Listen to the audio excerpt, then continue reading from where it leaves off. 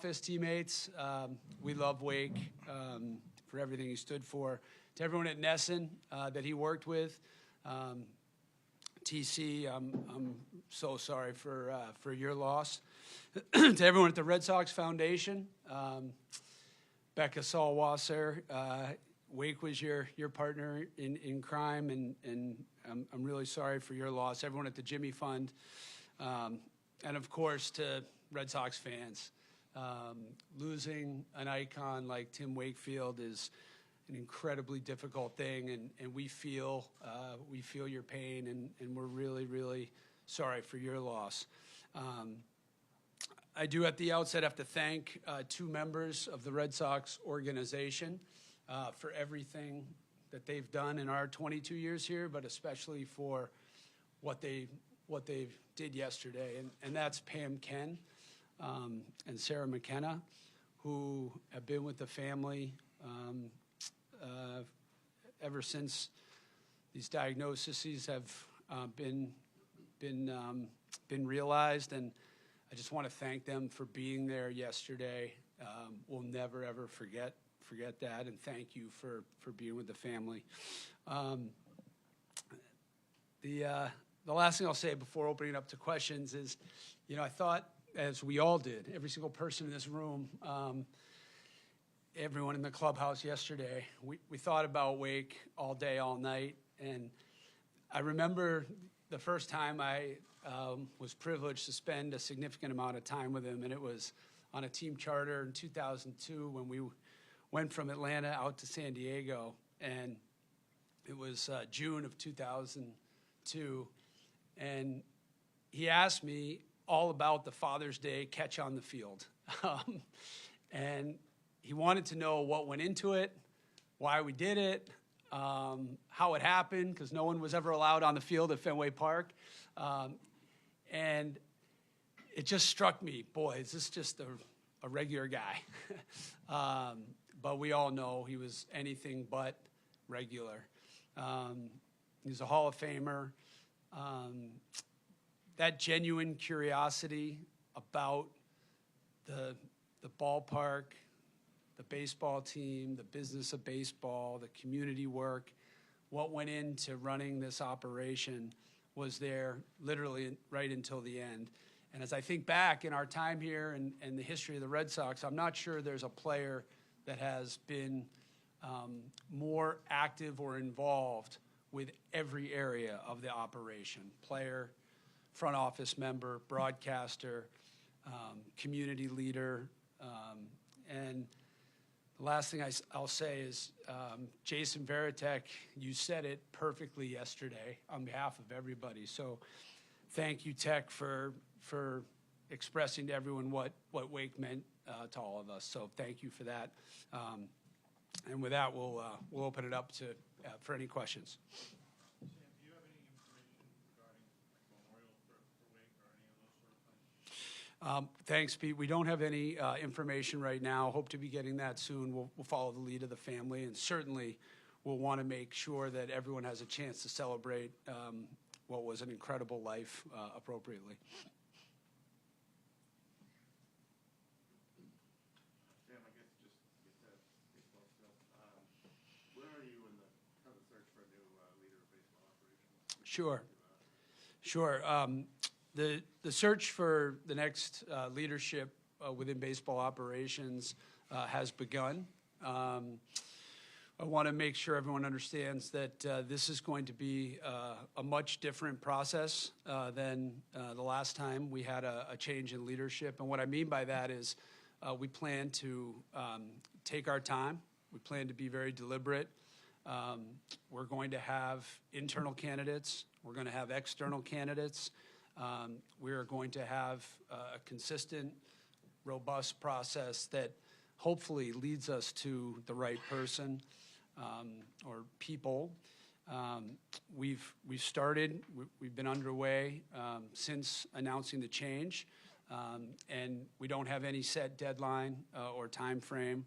We're going to go through this process this off season, and we'll have an announcement when it's appropriate. Even though you say no date, just with the GM meetings, would you like to have a GM for that at least, just to Yeah, you'd love to have clarity as soon as possible, but we're not going to let any deadline or timeline put constraints on the process, and that is in large part due to the fact that we've got great leadership with Brian O'Halloran, Raquel Ferreira, Mike Groupman, Eddie Romero, a team of people that are as committed and dedicated to this organization as any baseball front office.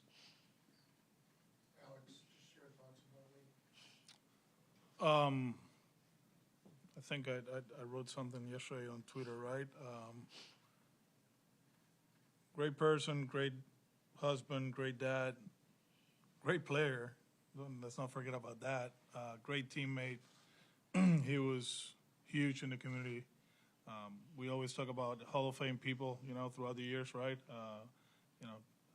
They're good on the team, on the field, but they're better off the field. And this guy, he represented us with dignity. He was we did it yesterday because of him. I usually don't wear the jersey.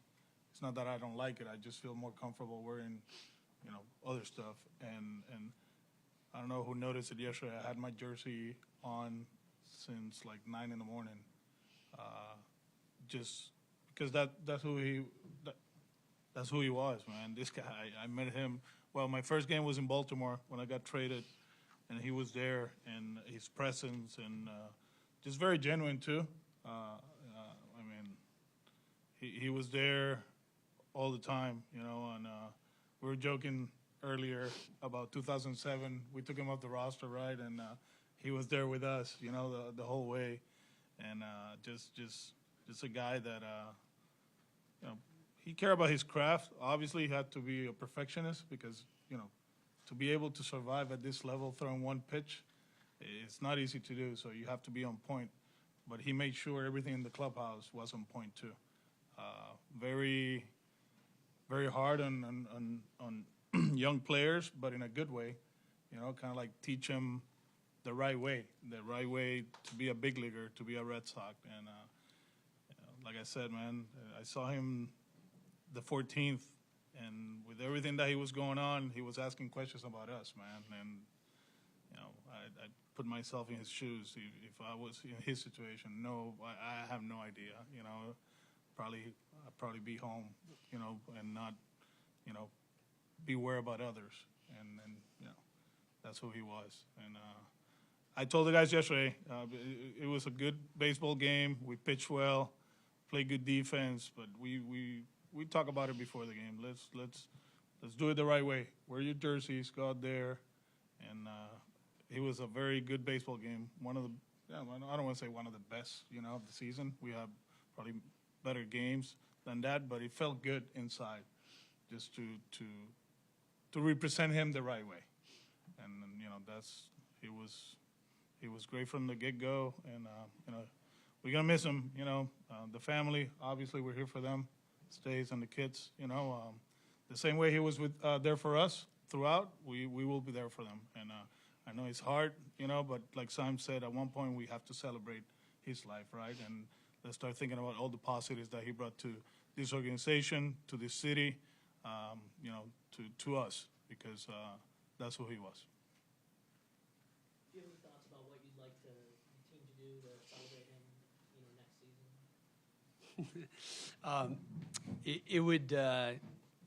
It would be great to have a way to celebrate Wake, where we can have all the fans who loved him as much as we did participate and be a part of it. So I say this with humility, but I think our organization takes that as serious as any other organization, and there's just nobody better than Sarah McKenna and her team in putting on special events. And I think that we'll hopefully be able to do something where everybody gets to feel a part of it. Also, in the 20th anniversary of the 2014, is Kurt Schilling going to be welcome back for any of those festivities? I appreciate the question, but not something I've given 1 minute of thought to. Just been focused on Wake and the family. Sam, can you status of the coaching staff, given the baseball calendar, and you saying that this is going to be a deliberate search. It could be some time before you have a new baseball ops president or leader in place. What have the coaches been told? Is it possible that decisions about any of their futures will be determined before a person is brought in? Do they have permission to look around? What's going on there? Yeah, so those conversations will be ongoing in the days ahead with BOH and Eddie and group and Rock leading those conversations. Primarily staffing decisions will be handled by BOH and Eddie and Alex, and talking about next year. So early days on that front, but those conversations will happen in the days ahead. And what can you say about what you want in a new lead baseball executive? Is it important that person has been the #1 decision maker elsewhere? How important is familiarity with this organization, experience? What qualities do you see? Yeah, we're looking for someone who shares the organizational values that I think we've been come to be known for in our time here. And at the end of the day, that's understanding that the standards here are incredibly high, and winning games at the major league level, putting yourself in a position to be busy in October is the goal. That said, we think that you can also build a sustainable organization at the minor league level at the same time. It's hard, it's difficult. Sometimes those two things are in conflict with each other, but we think that the right leadership will emerge, and that's not taking anything away from people that have been here, and the organization, as I said a couple weeks ago, is actually in a really good spot as it relates to the future. So, look, we don't have a predetermined set of qualifications necessarily that we're looking for, but we do have a targeted list of individuals that we think will be able to help get us back where we belong in the American League East. And have you reached out to seek permission on any candidates yet? We have, yes. Yep. And we have not conducted any formal interviews yet. I think that was a question from Alex over there. No formal interviews have been conducted, but we've had conversations internally, and we've had conversations externally, being respectful of clubs and Major League Baseball rules and teams that are still playing. We have to make sure we navigate all that over the next several weeks. Can you talk about a targeted list? Is there a number of people on that list? I don't want to get into numbers or specifics related to that. It wouldn't be appropriate right now. But I just say we're looking at a lot of different options at the current time. When do you expect interviews to start? Probably later this week, maybe early next week. How much would you like to have Alex kind of have a seat at the table, sort of giving input on who the next leader of baseball operations is? It's hugely important to have your existing leadership on board. This is a team effort, right? So whether it's Alex, whether it's Raquel, BOH, Eddie, the whole staff, ownership, it's a team effort. I think we tend to focus on individuals in our sport, as we should, but it's a team effort. So there'll be lots of different voices, but at the end of the day, this is a decision that I'll make along with ownership, ultimately having the final approval. You mentioned this process being different and more extensive instead of just the way that it was last time with one person you were targeting. Why do you feel that you think, you don't have one person in mind and that you need to be kind of more looking outside the box? Well, I think we have a lot of areas where we need to improve. And I think it's important that we conduct a robust search to hear different views, different opinions, different perspectives on areas that the Red Sox organization has excelled in and areas where we've fallen short, so we can improve on those areas. So where do you feel like you guys have fallen short over the last 4 years? And sort of what is your outlook and your vision, to sort of correct that years ago? There's been a lot of incredible strides made across the organization in terms of our systems, our processes, our minor leagues. Everyone knows the ranking of our system. I think where we've fallen short is not getting to where we need to be at the end of the year. We should be playing right now, and that's the goal each and every year. We think it's possible to build and win. We also recognize that this division isn't getting any easier. It's incredibly competitive, and we've got a lot of work in front of us. Would you all be willing to go over sort of the luxury tax? I know you spend a lot of times, sort of trying to get under it. To get better, how do you foresee that? Look, we've said it before. We've had years where we've been over the CBT threshold. We've had years where we've been under. The resources have been there, spending across baseball operations. Where we've fallen short sometimes is in the allocation of those resources, and that's on us to fix. But ownership of the Red Sox have been there since 2002 in our time, giving us the resources that we need to be competitive, and I do not anticipate that changing. Sam, just more specifically, I guess, do you anticipate payroll going up this coming off season relative to where it was this past year? I'm also going to be consistent that we definitely aren't going to talk about our plans for Major League payroll. I don't know why other clubs do that, but we do not want to tip our hand to our competitors and talk about Major League payroll. It's just not something that we've done. Obviously, at the end of the day, we all know what the payroll was for the prior year, but we've had an amazing amount of flexibility going all the way back to 2002, where we've had best laid plans in the beginning of the year, and those have changed sometimes mid-season. So we have a lot of flexibility around here. Yeah, Kenley Jansen has been very vocal, about the areas of the roster that need to be fixed. There's several players that have come out. Alex Verdugo said yesterday, that he wishes you guys had gotten a starting pitcher and, reliever at the trade deadline. What areas do you think of the roster need most fixing? Well, look, I appreciate and understand that those are comments made from people who have a lot of hunger and a lot of passion and a lot of pride in what they do. And when you fall short of playing baseball in October, it's natural to look back and sort of second guess or question what we did or didn't do. I can tell you that we're looking forward. The whole organization is looking forward, and I think there's lots of areas for improvement. Obviously, this game is about pitching at the end of the day, and so we need to improve in that area. That certainly does come to mind. That's a fair criticism to point out, but we'll attack it all in the offseason.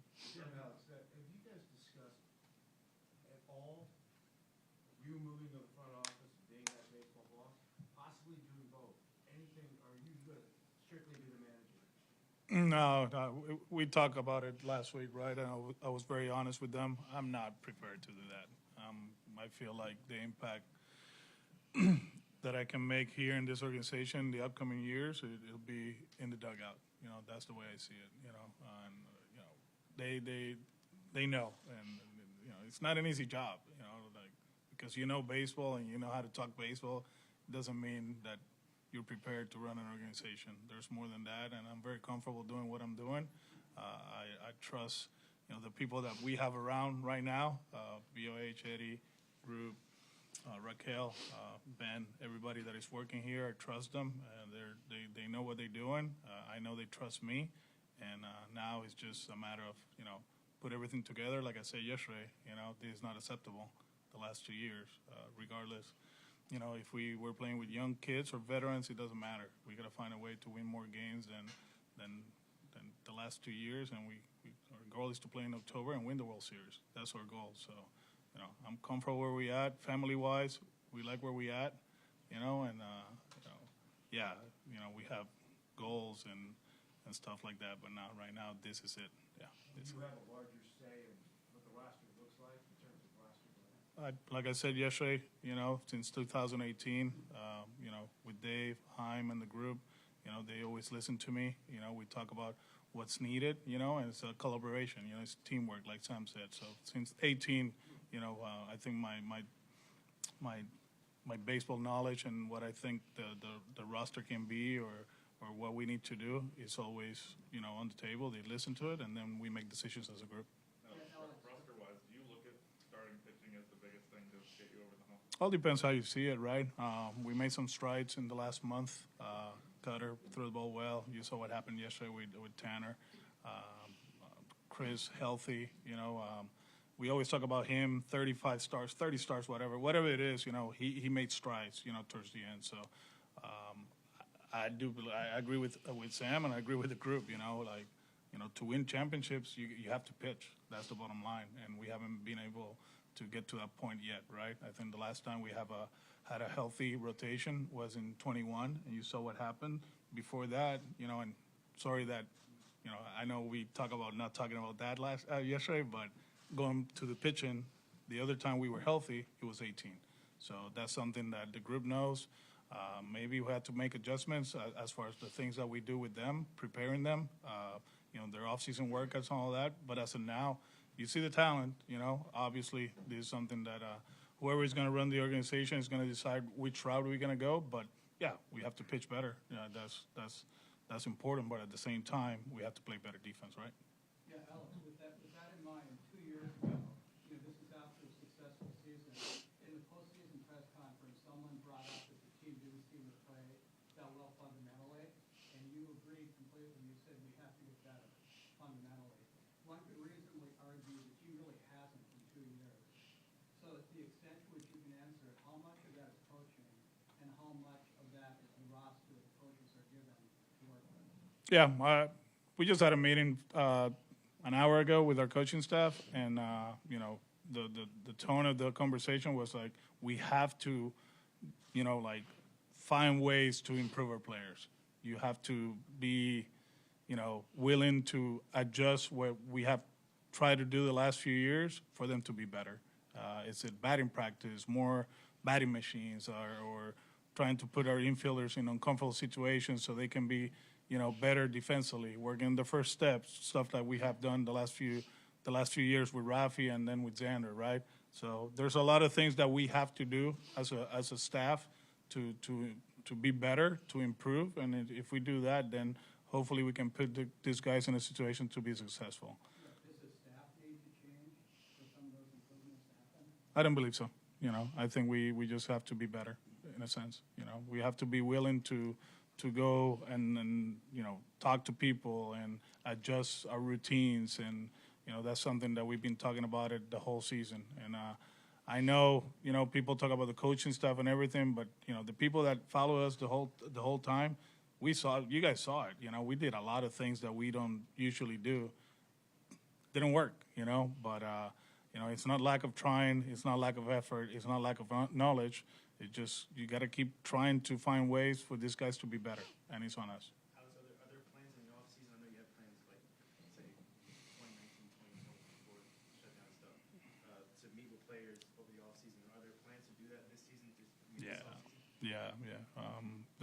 That's something that we just talk about it. We've been meeting with them, with the players individually, and they know what the offseason is going to look like. There's going to be a lot of guys are going to Fort Myers early, which is great, so we can work, with them at the complex. But, there's traveling to the Dominican, there's a lot of stuff that we're going to do that I think is needed in this offseason.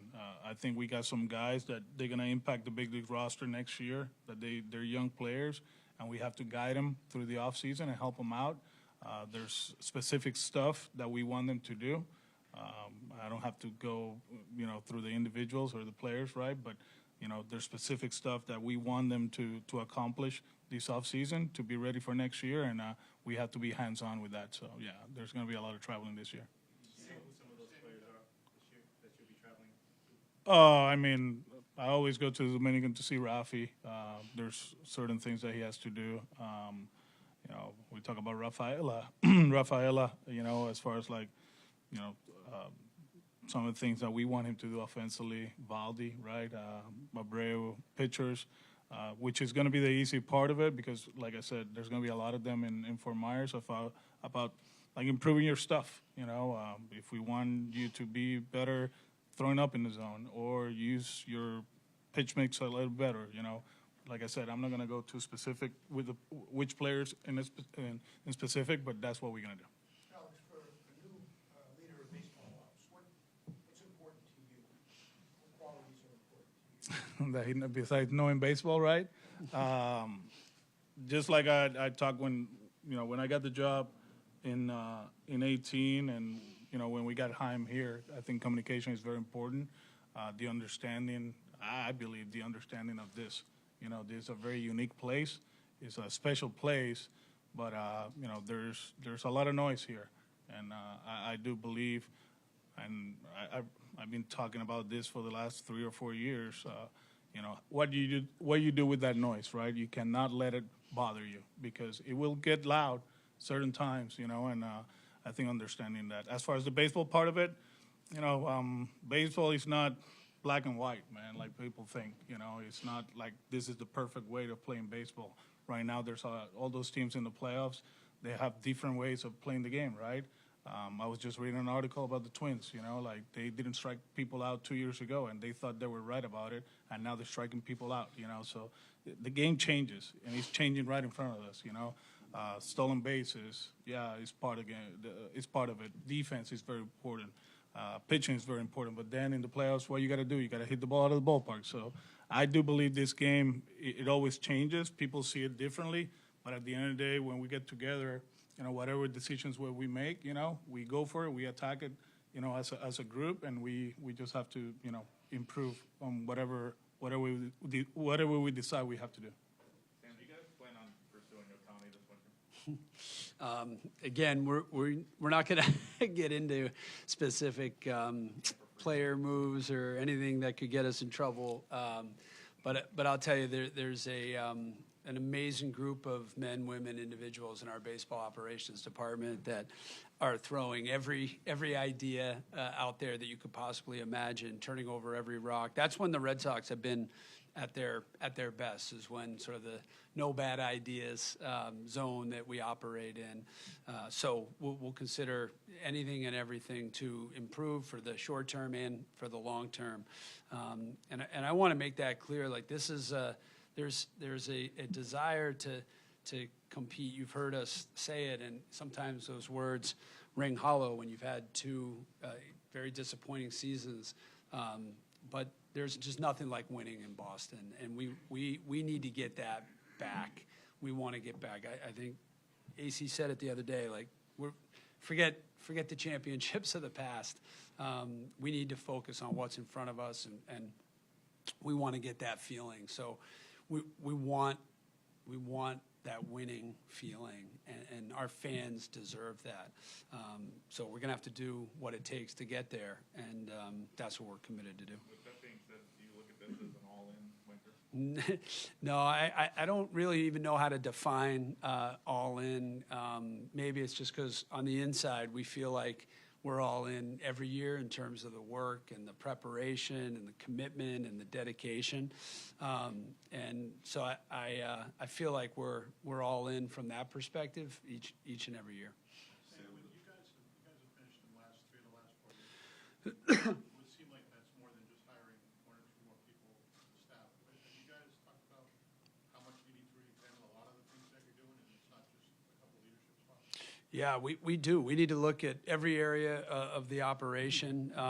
Usually you hope to be playing in October, and so you don't use that window to conduct exercises where you're looking at improvement. But this gives us, if there's any silver lining, we do have time in October to talk about and examine areas where we've fallen short. So yeah, I think it's fair that we need to examine everything because that's what our fans deserve. Sam, along that line, you and the San Francisco Giants have a fairly similar track record and profile over the last 3 years. Playoffs in 21, and then toward the bottom of the division and out of the postseason the last couple of years. When the Giants made a managerial change over the weekend, Farhan was talking about a need to improve the entertainment aspect and value of a team, that maybe people weren't being entertained in addition to not having enough wins. Talking about maybe too many openers, using platoon advantages, those kind of more modern analytic things. Is there any concern that the product on the field, in addition to not winning enough, is not entertaining enough here? No, no. Entertaining baseball is winning baseball. I don't care what anybody says. You can say that, you need to play a different brand of baseball. You need to do this. You need to do that. We got to win. If you win, somehow magically people say, this team's likable or this team's entertaining. I think that's nonsense. Winning baseball is what matters. That's what entertains people. We know that. So how you get there, I think AC said it well. There's different ways. The game is constantly evolving and changing. But winning and playing competitive baseball is entertaining. Sam, what's your sense of the desirability in the industry of this head of baseball operations role? When you look at whoever's coming in will not be able to hire their own manager. There's a lot of lieutenants in place. And given what the ownership group has done with the last 3 people here, they haven't lasted 4 full seasons. Are you sensing any wariness from candidates in terms of the desirability of this role? Yeah, look, at the end of the day, I understand that, and it's a fair question. This is the Boston Red Sox. If you want to run a baseball organization, this is where you want to be. You want to be in Boston. Why? Because it matters here more than anywhere else. So if you're not up for that challenge, thanks, but no thanks. But whoever's running obviously wants to have a certain amount of influence and backing. Yeah. I think the argument could be made, you might not have the same influence you have in somewhere else, but you could set up all your own people, and then from a patient standpoint, are you going to get the same amount of rope? There's only so many of these jobs, there's 30 of them, but whoever's taking it obviously wants to be able to put their stamp on it. Yeah, I think Whoever that. comes in here, can they put their stamp on it? I think they absolutely can, and we'll get into that's important. You have to have the person in position or people in position of leadership have the ability to make decisions, and so that'll be within their purview to do it. I just know that there's no better spot than Boston in baseball. None. Sam, following up on that, how would you respond? There's certainly the perception that there's been a lack of stability, over the last, since Theo left. How would you address that with a candidate if they raise that as a concern? We'd spend a lot of time going through year by year, personnel move by personnel move, whatever it takes, to explain with candor and honesty about every single thing that's happened here since 2002. If candidates want to go back, we'll do that. What I can tell you is we have all the ingredients necessary to be a World Series championship caliber club, and that's something that I think anyone would look forward to being a part of. How much time have you spent as an ownership, the 3, looking at each other and saying, maybe we're the problem? What are we doing? That's fair. That's fair. I won't. We've talked a lot, John and Tom and I and Mike Gordon. Those 3 guys, run all aspects of Fenway Sports Group. My day-to-day job is to run the Red Sox. We talk all the time about areas where we've fallen short, and yeah, there's as I said, there's plenty of blame to go around. So we need to be better as an ownership group as well, and we're committed to doing that. Sam, along the lines of the question of stability and what an incoming head of baseball operations would have, obviously, you committed to Alex for next year. Why did you want to make that determination, make that clear right now? B, like you saw, I'm sure Steve Cohen's talking about, he wanted to have David Stearns, kind of in a position of doing whatever. And B, given that you want a working relationship, presumably that's going to be enduring, would you like to figure out whether or not Alex's interest in being manager beyond his contract when it runs out in 2024? Sorry, could you get to a specific question or a concise question? Let's go with, I'll break it down into multiple parts.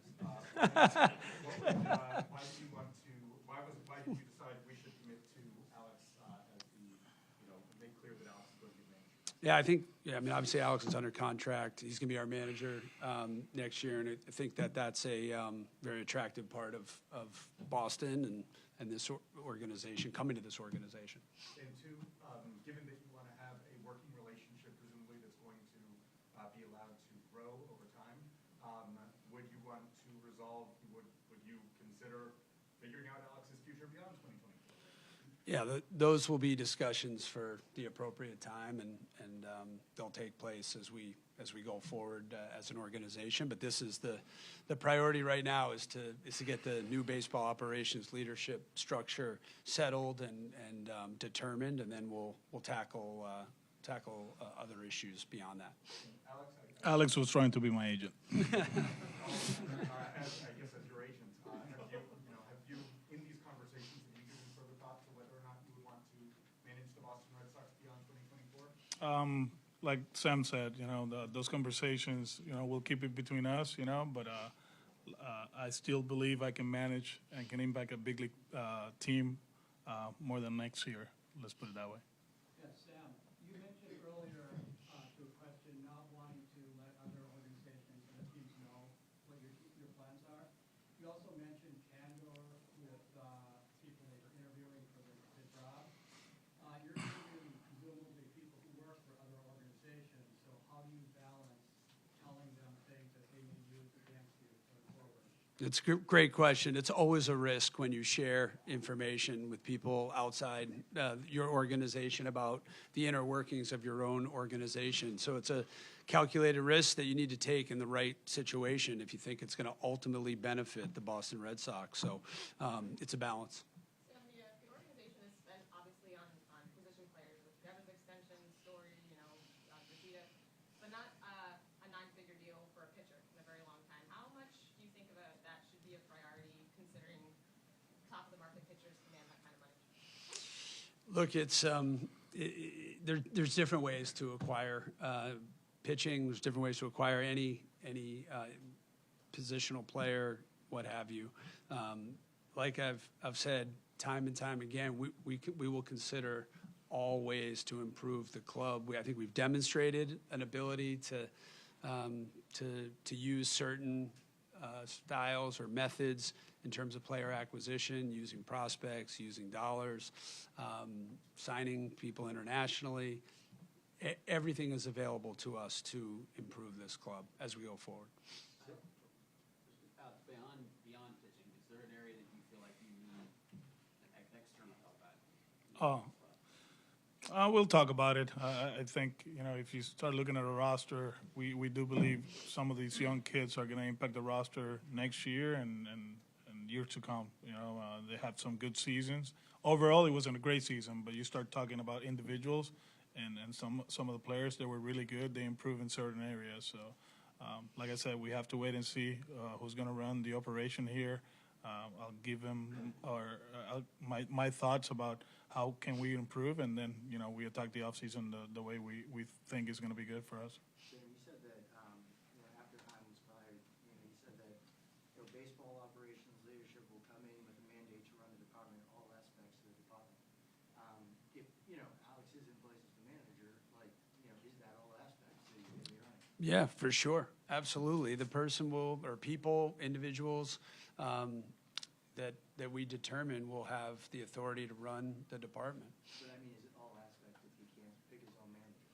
Look, I think you're going to have people that understand, that come in and see what we've built here, what we're building here, and the relationships will be built as we go forward. And again, we'll address the long term. We're focused right now, the two of us, on what's in front of us, and then the rest of the organization over the next 8 to 12 weeks. Beyond that is a conversation for another day. Sam, you've mentioned multiple times, you say the person or people, plural. It seems like there's already a lot of voices in the organization. What level of confidence do we have, and what's appealing to you guys about the idea of potentially maybe having multiple people fill this job and then trying to get that organizational alignment? It's a big job. It's a big operation. It's a massive amount of responsibility, and so we just want to make sure that we have the right structure to be as effective and responsible as we can in terms of building this thing for the long term the right way. So we are interviewing for the number one spot right now, but we may add more people than a number one spot, depending upon, to the earlier question, if there's a desire to bring in other people from the outside, we'd certainly consider that, or internal promotions. We just don't know where this is going to go. If it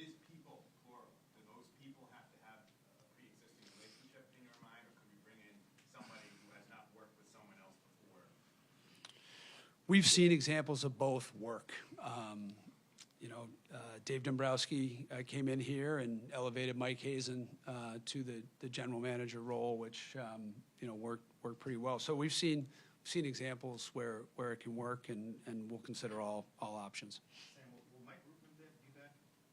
Say it again. Will Michael Rootman? Oh, Mike Grootman, yes. He's under contract and busy working on next year with us as we speak. Will his position change at all?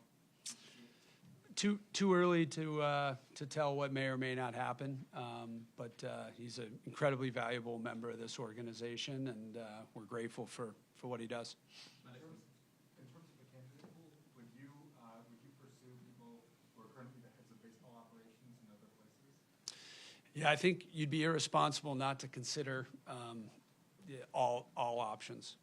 Alex, mencionaste hace un poco, tocaste el tema, pero ¿cuál fue el mensaje a los jugadores entrando a la temporada baja, sobre todo esos jugadores jóvenes que será su primera temporada? Lo primero que hicimos fue felicitarlo, porque ser Grandes Ligas no le pasa a cualquiera, ¿verdad?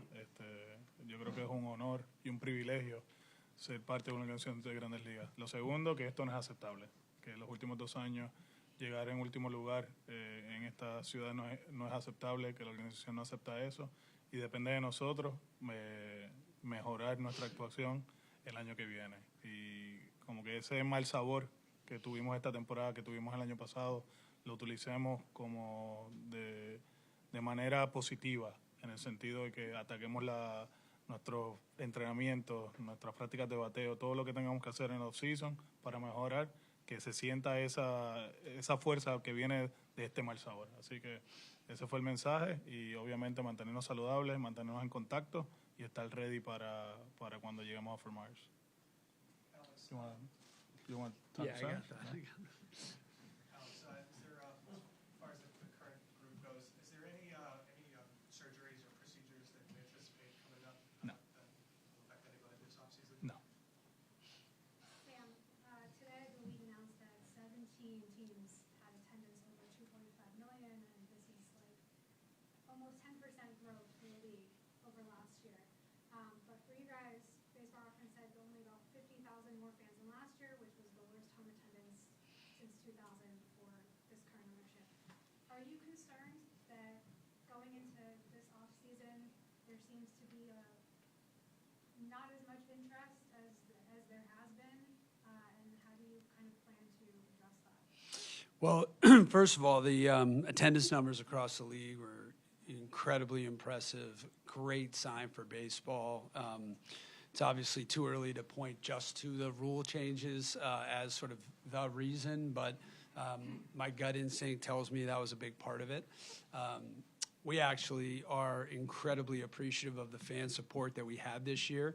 Our attendance was slightly up, which is somewhat remarkable if you consider coming off of a last place finish in 2022, and obviously we know where we are in 2023. So we're incredibly grateful for the support that we had night in and night out. I think we averaged over 32,500, something in that range. For a team that fell short of our own expectations is something we're incredibly grateful for. But the shorter answer to your question is yes, we're always concerned if we're not performing on the field and what that might do to attendance. We need to have a packed house each and every night. It's a competitive advantage, what it does for the environment and what it does to create resources that can be reinvested back into the team. And just to follow up on that, do you plan on raising ticket prices? So we've had a very modest, low single-digit increase on season ticket prices, and then we price the rest of our ticket inventory dynamically. Prices change, based upon market conditions over the course of the year. So we don't have set prices as we enter the year, other than the season ticket packages. Alex, you had a lot of moving pieces up the middle this year. How important is it in your mind to stabilize that part of the roster? I do believe the last few weeks when Trevor played almost every day, you saw the changes, right? At second we were basically platooning Valdi and Pablo. Well, Urias play a lot, but I think with Trevor as shortstop, playing every day, you see the difference. Now we're going to decide what we're going to do at second base. I think Trevor at short helps Rafi at third base. We made some subtle adjustments as far as like our defensive alignment too towards the end, and it felt good. Let's put it that way. So I think up the middle we're going to be solid. Trevor's staying healthy. He's a game changer. He's a lead. I think he ended up at +8, +9. He only played a handful of games, right? So I feel really good about that, and then from there we'll attack the off season, decide what we're going to do at second, and obviously Rafi's going to play third base. Sam, do you anticipate any changes to the Fenway Park game experience next year as far as like the game presentation, the start times, stuff like that? I think it'll keep evolving and growing, but incredible work this year by everyone from Jonathan Galula, I mentioned Sarah, everyone who runs this place. Hopefully it's one of the fan-friendliest venues in all professional sports, and people have a great time and experience all sorts of different theme nights, and we've tried to make the experience really, really great for everyone that comes here. So I just anticipate more attention to detail with respect to customer service and making sure that people are having a good time when they come to Fenway. Alex, just go back to the up-the-middle question. With Emmanuel, what do you think he needs to do defensively at second base, and is there a specific plan for him? Yeah, he's actually playing winter ball for a month. Carlos Febles is one of the special advisors in the team that he's going to play in the Dominican Republic. Carlos is going to be working with him defensively throughout that month, and obviously after that, there's a few guys that are going to work out at the academy, and he's going to be part of that. First step is important. The angles that he takes is also something he needs to improve to become a solid defender at second base. I think out conversion towards the end, he was actually good.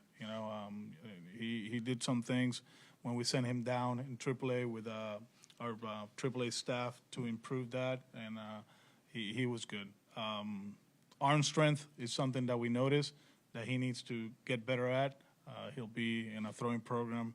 I don't want to say like a pitcher, but similar to that. We had to go through that with Trevor last year, right? So there's a few things that we have identified with him that if he does it, he can be a good second baseman because the bat plays. Play discipline, the impact of the baseball, the at-bat that he puts together is impressive. So we'll see what happens. I think getting the reps in the Dominican Republic, playing at second base exclusively, is going to help him out. Sam, can you, back to a Wakefield question, can you, whatever you can share of the conversations you've had, you started by saying this, what Dan said, it's the saddest day in the history of the Red Sox. Can you just share any insight into the conversations you've had about how you honor somebody like that? Yeah, it's a massive responsibility to think through how you would honor someone like Tim Wakefield. But I think the right answer will come to us as if we keep the premise that we want to be as inclusive as possible and make sure everyone whose life was touched by this guy, and that's millions and millions of people, can be a part of it. But we also want to respect the family and what they're going through. So we'll follow the lead from Stacy and the kids and those who are closest to Tim, people like Jason Veritek and his family and Sarah and Pam. So the right format will come to us as the days go by. No talk about anything specific yet, but we'll keep you posted on that. Sam, you talked about casting a pretty wide net, obviously, an extensive search here for a new head of baseball option or new people who will be the head of baseball operations. Do you guys feel like I don't want to say, not take names out of it, but specifically what you want in terms of qualities, or is this kind of like a Potter Stewart obscenity thing that no one really sees? No, we have a good feeling about the qualities that we're looking for in terms of experience, but also the type of person. This, as we've covered today, this market is not for everybody. and we recognize that we want a person who wants to, and maybe people, as I said, to be a part of winning in Boston, because there's just nothing like it. Alex, last year you said that somebody asked who you thought was the player that needed to take the most strides forward this year. So I guess I'm asking the same question next year. The way we talk about it today, I mean, I'm always honest with you guys. Us as a coaching staff, we got to get better. We got to, push these guys to be a lot better. And it's on us to do this in the off season, do that in spring training, and do it throughout the season next year. So that's my challenge this year. Me and the coaching staff, we have to be better. And then separately, what do you think about Pedro Martinez saying that the culture needs to change, that you need to get back to the kind of culture that he feels there used to be, and the kind of pride of people on the team, being Bostonians and only wanting to be Red Sox players? That's why Pedro goes to spring training, to help us with that. Him, David, Mikey, all those guys. We make sure they talk to the players, they walk around with the players, they work out with the players to make sure what they did in the past and the way they did it. It's not about the championships, right? I mean, it's not about that. It's about how we go about our business, how important this place is for us, and that's the reason we invite them, for them to talk about that and help us out with our culture. Alex, what's your best case plan for Rafaela next year? For Rafaela, get stronger. There's a few things offensively that everybody saw this month that he needs to work on. Play discipline is one of them. There's a few things mechanically that we do believe he needs to do to get to the fastball and to hit the ball to right center. He had a good season. It's not easy to come here to the big leagues and dominate, right? But you saw the skill set. This kid is going to impact the defense. He's very good at what he does, and offensively, we believe that he's going to be capable to impact the lineup too. You want to use him next year, like Kansas City? It's too early for that right now. We'll see what happens. There's a few things that he's going to do, in the upcoming months to be better. He'll go to spring training, and he'll play a lot in spring training. We know that, so we'll see what happens. Obviously, Rafi got to his offensive numbers, but just what did you see what happened with him defensively? There's a few things that we noticed, especially to the left. There's some studies that we made the last few weeks to kind of understand what happens to that ground ball to the left that is actually 3 or 4 feet from where he's at. And there's some habits that he has, and bad ones, going to his left. To his right, he's really good. Moving forward, he's been okay, but I think it's to his left. And we're going to work on a few things, and he's willing to do it. Yesterday I had a good conversation with him, talking about what he wants to do. He sees all these young Latino kids that are coming up too.